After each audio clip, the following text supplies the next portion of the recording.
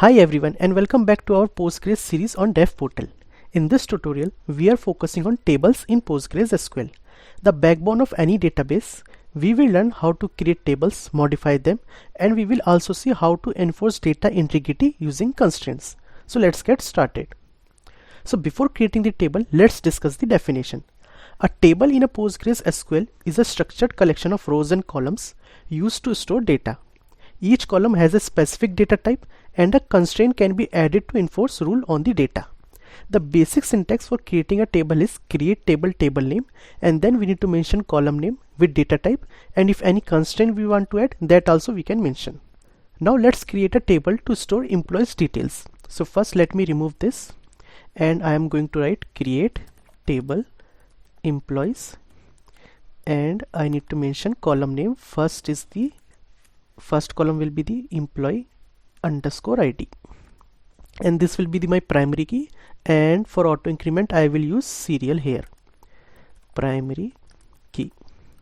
Then I will add first name, and this will be a text, not text. I will use varchar of 50 characters I will allow, and I will add one constraint here, that is not null.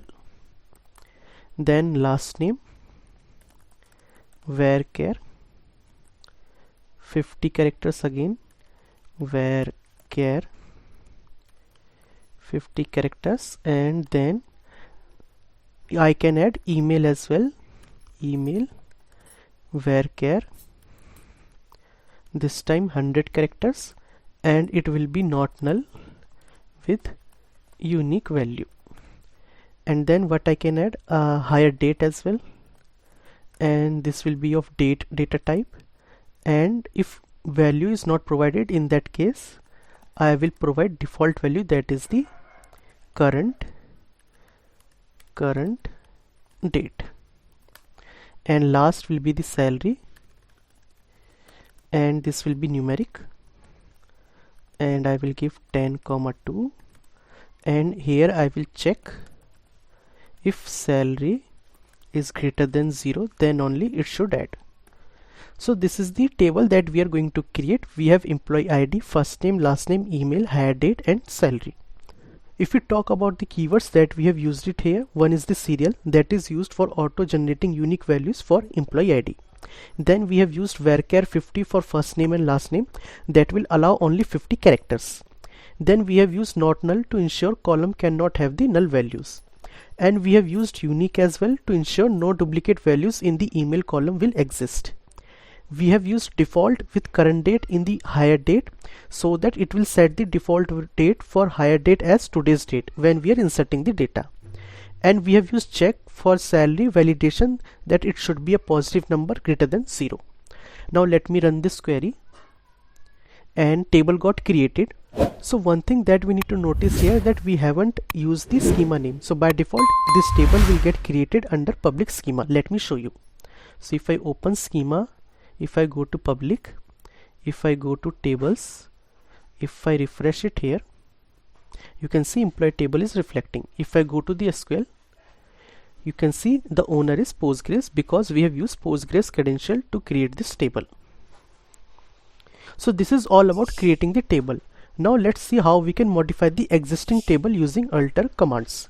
So first what I'm going to do, I will add one column in the existing table. So let me write alter, then I need to mention table name, that is employees, and I want to add one column, so I need to use the add keyword here, add column, and column name will be the department, and this will be varchar, and suppose 100 characters I am allowing. If I run this query, so query got executed. Let me refresh the table, and if I go to the SQL again, so you can see at line number 13 department column is also now reflecting. Now we have seen how we can add the column. Now let's see how we can modify the existing column. So for that again I need to use alter command, alter table employees, and this time I am going to modify the column, so I need to use alter keyword, alter column And what I'm going to do, I will mention for salary it should be not null, so I need to use set keyword not null, so that if user is not providing the value, it should not store null, it should throw the error while inserting the values. So if I run the query, so let me refresh the table first, and if I go to the employees, so you can see here salary numeric not null is added as a constraint at line number 12. So we have seen how we can modify the existing column. Now let's see how we can drop the column. So again I need to use alter command, alter table employees, and this time I need to use the drop keyword, drop column, and I need to mention the column name, that is department that we have recently created. So if I run this query, okay, I think I have misplaced the name department. Okay, here it is TE. Okay, so let me change the name. If I run the query, so you can see alter got executed. Now if I refresh, if I go to the SQL again, now department is not reflecting here. So we have seen how we can add the column, modify the properties of existing column, and drop the column from a table. Now let's see how we can drop an existing table itself. So for that I need to use the drop keyword, drop table, and I need to mention the table name, that is employees. If I run this query, drop got executed. If I refresh it here, so you can see now two tables are reflecting. So this is all about creating, modifying, and dropping the table. Now let's shift our gears to the constraints. Constraints are the rules that are applied to the column to ensure data integrity and enforce business rules. Some of the common constraints are primary key, that will ensure each row has a unique identifier, and then we have a foreign key that will use to establish a relationship between tables. Then unique constraint is there, that will ensure no duplicate values are allowed, and not null prevents column from containing null values. Then we have check keyword as well, that will enforce a condition on values. Now let's create a department table with a foreign key, but before that let me create an employee table again. So let me create it, and now let me remove this, and first let me show you table got created. So you can see employees is reflecting here.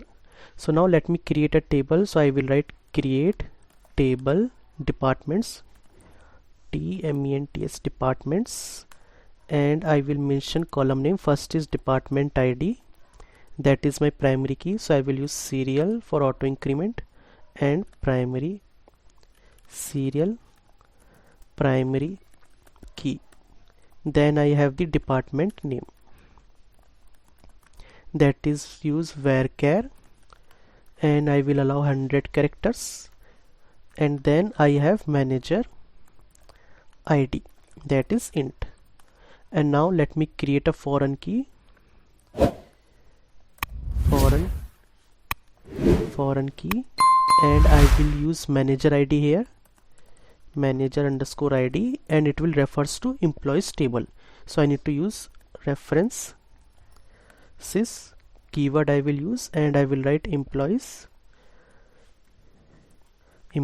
table employee ID. Let me run this query. So you can see table got created. Let me refresh. So department table is also reflecting. So now it's time to insert some data in both of the tables. So first let me close this query tool, and first let me insert data in employees table. So I will go to script, insert script, and here I will remove employee ID because it is auto increment. In first name I will mention Aman, last name Tiwari, then email aman@gmail.com, Gmail, and suppose hire date I am not providing, so let me remove it from here as well, and salary I will provide 10,000. Let me run this query. So you can see one row got inserted. Let me show you that as well. I will write select query here, select all from employees, If I run this query, so you can see here data is reflecting ID is 1, Aman is the first name, last name is Tiwari, then hire date, you can see this is the current date. So now let me try to insert one more data. If I try to insert Harshada, and last name let me provide, then let me provide email, and here what I'm going to do, I will provide hire date as well. So let me add hire date, and here I will provide in single quotes, that is the hire date 20/24/01/15. And what we are going to do here, we will provide salary as -10. So we know that in employees table we have added a constraint, that is your salary should be greater than 0. So we will see what error it will throw. It will not allow us to insert the row. It will say that it is validating one constraint, that is the salary constraint. So if I run this query,